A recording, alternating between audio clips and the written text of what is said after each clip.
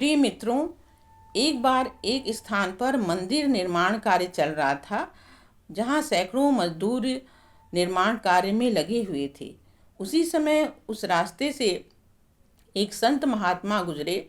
उन्होंने निर्माण कार्य देखकर एक मजदूर के पास जाकर पूछा, भाई, यह तुम क्या कर रहे हो? उसने कहा, आपको दिखलाई नहीं पड़ता, मैं पत्थर तोड़ रहा हूँ। संत ने उसका कोई जवाब नहीं दिया। फिर वह घूमते हुए दूसरे मजदूर के पास गया और उससे भी वही प्रश्न किया कि भाई, तुम क्या कर रहे हो? तो उसने कहा कि क्या करूँगा, अपना पेट पाल रहा हूँ। फिर संत ने कुछ नहीं कहा और घूमते हुए वह तीसरे मजदूर के पास गया और उससे भी वही प्रश्न किया।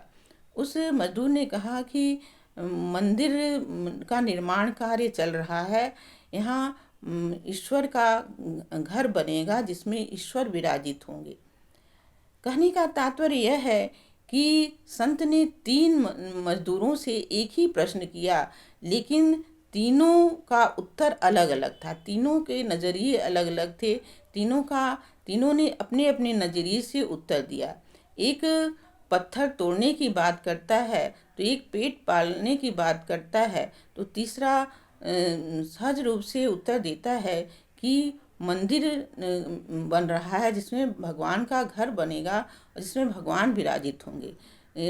तो कहने का तात्पर्य यही है कि पत्थर तोड़ने वाला तो हमेशा पत्थर ही तोड़ता रह जाएगा, पेट पालने वाला पेट ही पालता रह जाएगा।